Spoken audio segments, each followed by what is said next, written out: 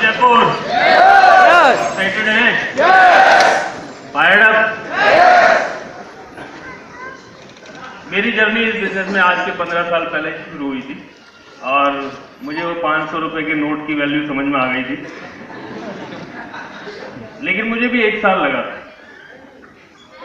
By profession में scientific officer हूँ और न्यूक्लियर पावर कॉर्पोरेशन में जॉब करता हूँ। जब ये बिजनेस मुझे आया था तो मुझे बहुत ऑर्डिनरी बिजनेस लगा था। इनफैक्ट मैंने मेरी वाइफ को मोटिवेट किया था कि ये आपके लिए है, मैं आपको सपोर्ट करूँगा। लेकिन धीरे धीरे जब मैं इस बिजनेस के डेप्थ में गया, मुझे लगा, आज मुझे इतना बिलीव है, it is one of the finest opportunity in the world. लोगों की जेब में पैसा नहीं है, लेकिन अब वो सपना देख सकता है कि वो भी अपनी फैमिली का पहला करोड़पति बन सकता है। ये वो मुझे इन 15 सालों में ये बिजनेस लॉजिकली 100% फुल प्रूफ लगा। लॉजिकली मैं इन 15 सालों में इस बिजनेस में एक फ्लॉ नहीं ढूंढ पाया, एक गलती नहीं ढूंढ पाया।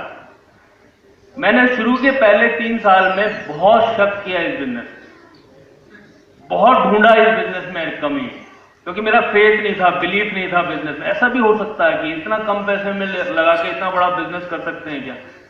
बिजनेस का मतलब होता था कि अगर आप बिजनेस करना चाहते हो तो आपको बहुत सारा पैसा चाहिए, बहुत सारी रिस्क उठाने की कैपेसिटी चाहिए, ये सब चीजें चाहिए थी। तो मुझे लगता था कि क्या मैं भी कर सकता हूं इतना बड़ा बिजनेस? और इतना करने के बाद भी मैंने इसमें सब कुछ देखा, पढ़ा, समझा, डेप्थ में गया, सब कुछ मुझे लगा कि इसमें मुझे एक गलती भी नहीं लगी। लेकिन ये बिजनेस इमोशनली थोड़ा सा डिफिकल्ट लगता है। कितने लोगों को लगता है? हेलो? नहीं लगता? नहीं, लोगों को भी नहीं। मुझे तो लगता था शुरू में। मुझे एक बात समझ में आ गई थी कि बिजनेस बहुत सिंपल है। सिंपल मतलब क्या करना है इस बिजनेस में? कुछ प्रोडक्ट यूज करने हैं और तो यूज करते रहो, और बिजनेस करना है तो हमारे साथ आ जाओ। इसमें कौन सी बड़ी बात है? तो बहुत सिंपल बात ना, लेकिन लोग डिफिकल्ट है, इसलिए इजी नहीं है। अब इमोशनली क्यों डिफिकल्ट है? क्योंकि यहाँ पे जब मैं सुबह ऑफिस में होता हूँ तो वहां साइंटिफिक ऑफिसर हूँ, लेकिन शाम को मैं वो मेरी वाइफ के जाके किसी के भी घर जा रहा हूँ। तो एक दिन मेरी वाइफ बोली वहां एक चलना है किसी के यहाँ। मैंने कहाँ चलना है? बोला अपने यहाँ दिन में एक सब्जी वाला आता ना, उसके यहाँ जाना। समझे ना आप? तो कहीं अब आपको एक अपनी ईगो को साइड में रखना पड़ेगा, रखना पड़ेगा ना। आपको अपने आप को चेंज करना पड़ेगा। इमोशन आपके, अच्छा आप ईगो को साइड में क्यों रखोगे? इसका भी लॉजिक समझ लो। हेलो? मैं एक छोटी सी कहानी सुना था। एक छोटा व्हाट्सएप पे मेरे पास मैसेज आया था। एक समोसे वाला था, एक बहुत बड़ी मल्टीनेशनल कंपनी के सामने समोसे बेचा करता था, और एक मैनेजर था वो वहीं पे कई सालों से, और समोसे वाला बहुत अच्छे समोसे बनाता था, उसके यहाँ भीड़ लगी रहती थी। तो एक दिन वो मैनेजर नीचे आके समोसा खाने लगा। उसने सोचा कि चलो आज समोसे वाले के मजे लिए जाए। तो उसने बोला कि चलो आप, उससे बोला कि यार तुम 10 साल से समोसे बेच रहे हो, और 10 साल पहले मेरा जॉब लगा था, आज तुम वही समोसे बेच रहे हो। आज देखो मैं मैनेजर हूं, आज मेरी सैलरी 50,000 से ज्यादा है। तो तुम कुछ ढंग का काम करते तो कहां से कहां पहुंच जाते थे आदमी, तुम भी टैलेंटेड हो। तो समोसे वाले ने बोला सर आज मैं समोसे बेच रहा हूं, वो मेरा बिजनेस है नंबर 1, और 10 साल पहले शुरू हुआ था तो मैं 1000 रुपये कमाता था, आप 10,000 कमाते थे। लेकिन आज मेरे 2 मकान हैं इस समोसे की दुकान से, एक शोरूम है, आपको बता दूं मैं आपको, और मैं 2 लाख रुपए महीने कमाता हूं सर।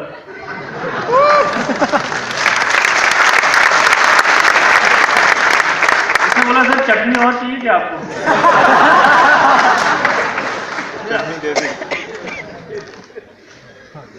और एक बात बताऊं सर, मेरा बच्चा वो 2 मकान और इतने बड़े शोरूम वहां से शुरू करेगा। आपका बच्चा सर आप सोचो कि वो मैनेजर से शुरू करेगा क्या? जीरो से। तो आपको सोचना है कि आज वो हमारे अंग्रेज बना के चले गए, कॉलोनियल कल्चर, हम मैनेजर, ये कुछ नहीं है। हम मैं आज बहुत फॉर्चुनेट फील करता हूं कि मेरा ये स्टेटस मैंने उतार दिया आज से 15 साल पहले। समझ रहे ना? अगर आपने ये सोचा और आप यहाँ क्या हो, एमवे आप किस रोल में, आप सोच के देखो। आप यहाँ नहीं, हमारे देश की 2% जमीन भी ऑर्गेनिक नहीं बची, खाना डिप्लीटेड है, लाइफस्टाइल लोगों की चेंज है, और सबसे बड़ा ऑप्शन क्या है अभी समय, कोई कंपनी ऐसी नहीं है जिसके पास खुद के ऑर्गेनिक फार्म्स हो। और इन 4 सालों में मैं अपने बिजनेस को देख रहा हूं कि उस बिजनेस में मुझे एफर्ट नहीं करने पड़ रहे हैं, उस सेल्स को मेंटेन करने के लिए मुझे कुछ ज्यादा एफर्ट नहीं करना पड़ रहा है।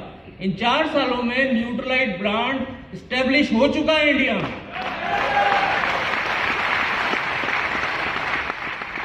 अब सिर्फ लोग थोड़े से, अभी भी आदत क्या चाहिए, वो जैसे आपने देखा ना, एक बंदर को एक टोकरी में केले रख दो और एक टोकरी में पैसे रख दो, क्या खाएगा वो? केले। केले केले खाएगा। लोगों की भी, कई लोगों की आदत वैसी है आज के समय, एक टोकरी में पैसे रख दो और एक टोकरे में हेल्थ रख दो। किसको उठाएगा वो? पैसे को। लोग पैसे बचाते हैं हेल्थ को, जबकि वो बंदर की तरह है, वो पैसे से कितने भी केले खरीद सकता था ना। अगर वो बंदर में दिमाग होता तो वो पैसे से कितने भी केले खरीद सकता था। और अगर आदमी के पास हेल्थ हो तो कितने भी पैसे कमा सकता है ना।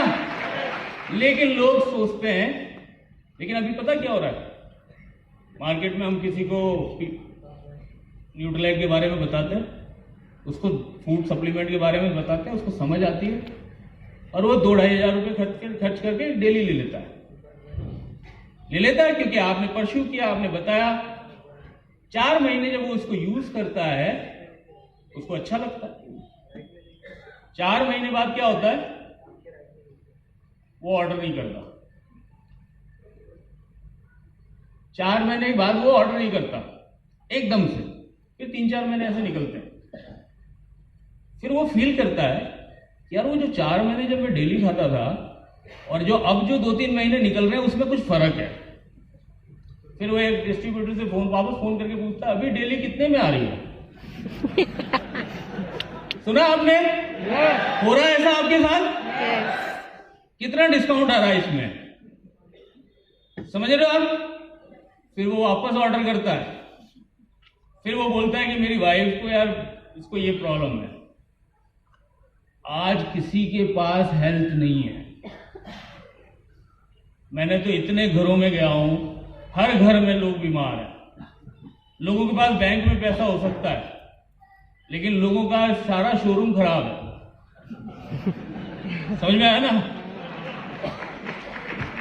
लोग इन्वेस्ट करते हैं, रेमंड्स की शर्ट खरीद लेंगे, एडिडास के जूते खरीद लेंगे, गहने बना लेंगे, सब कुछ कर लेंगे, लेकिन अंदर का अंदर की सारी चित्रकारी बिगड़ी हुई है, सारी पेंटिंग, बिल्डिंग खंडर है अंदर, ठीक है ना? और ऊपर को सजाए हुए। और लोग अब समझ रहे हैं इस बात को, लोगों को ये बात समझ में आ चुकी है कि हमें कुछ और उनके पास ऑप्शन भी नहीं है।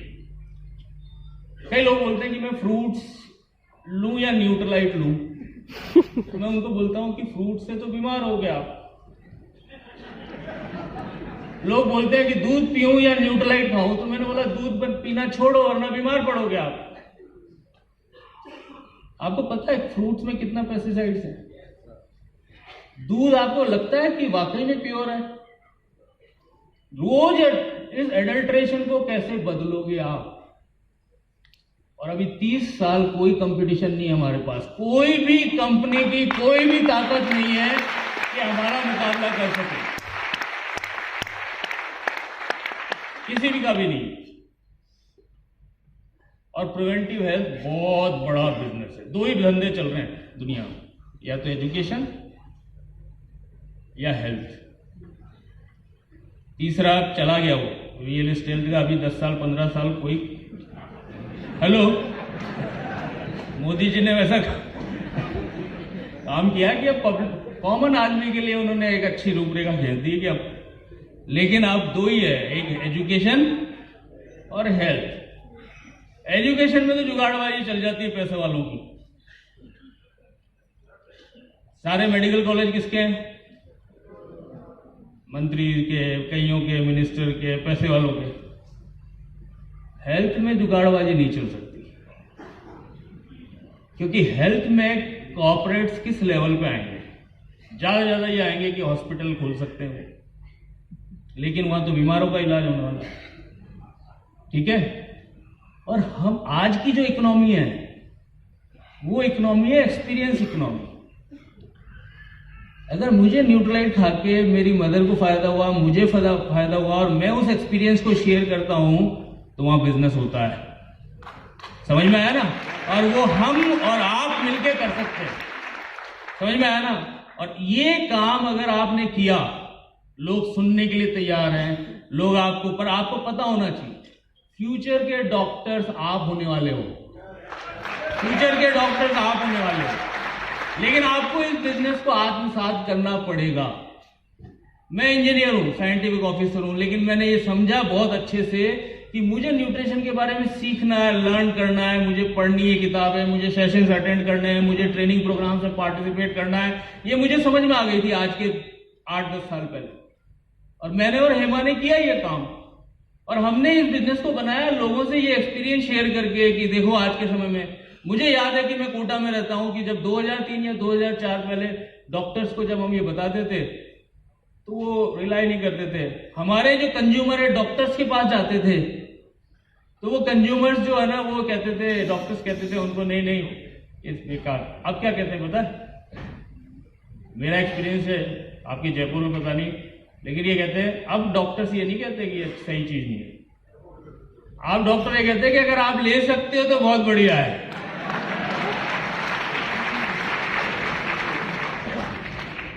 और आने वाले टाइम पे पता क्या होने वाला है? वो डॉक्टर्स आपको फोन करेंगे, बोलेंगे मेरी मदर की बैकबोन में प्रॉब्लम है, उसको हेलो, क्योंकि मेरे साथ तो हो रहा है ऐसा। प्रिवेंटिव हेल्थ, न्यूट्रिशन, अब डॉक्टर्स का चैलेंज नहीं है। डॉक्टर्स को मेडिकल के फर्स्ट ईयर में क्या पढ़ाया जाता है? न्यूट्रिशन का एक चैप्टर होता है छोटा सा। उसके बाद क्या होता है? नेक्स्ट ईयर से उनको पहले साल एनाटॉमी और न्यूट्रिशन का छोटा सा चैप्टर। सेकंड ईयर से क्या होता है? ये डिजीज, ये मेडिसिन, ये डिजीज, ये मेडिसिन। वो उनकी एजुकेशन सही है क्योंकि उनको बीमारों को इलाज करना है, लेकिन न्यूट्रिशन के बारे में डेप्थ नॉलेज डॉक्टर्स को भी नहीं है। मैंने इन 17 सालों में ये अनुभव किया। आप लोगों ने अनुभव किया? लेकिन बेसिकली वो पढ़े लिखे इतने होते हैं कि जब आप उनसे बात करोगे तो आपको बहुत हम्बल वे में करनी पड़ेगी, और आप रियलाइज भी कर रहे हैं वो लोग। ठीक है। तो हेल्थ एक बहुत बड़ा बिजनेस है। दूसरी चीज क्या है? अपॉर्चुनिटी। 120 करोड़ लोगों की पॉपुलेशन में 60% लोग यंग है, उनके पास जॉब्स नहीं है। जॉब्स हैं तो प्रॉपर जॉब्स नहीं है, प्रॉपर इनकम नहीं है। सब लोग पार्ट टाइम में कुछ न कुछ करना चाहते हैं। और एमवे ने पिछले 2 साल में क्या जबरदस्त काम किया है, आप सोच नहीं सकते कि इंडिया का प्लानिंग कमीशन का हेड ये कहता है कि इस देश में जो अनएम्प्लॉयमेंट की जो प्रॉब्लम है, गवर्नमेंट के सामने बहुत बड़ी समस्या है कि इसको कैसे डील करें। तो उनको रास्ते पता क्या? 2 ही लिखते हैं। एक तो इतना इन्वेस्टमेंट आए कि मैन्युफैक्चरिंग हब बन जाए चाइना की तरह, या फिर इतनी डायरेक्ट सेलिंग कंपनीज ग्रो हो कि लोग जॉब्स की तरफ देखना बंद करें और सेल्फ बिजनेसमैन बन जाए, एंटरप्रेन्योर बन जाए। और पता है डायरेक्ट सेलिंग में हम कहां हैं? The top. नंबर 1 ही नहीं है। दूसरी कंपनीज हमारे से 1000-1500 करोड़ पीछे है।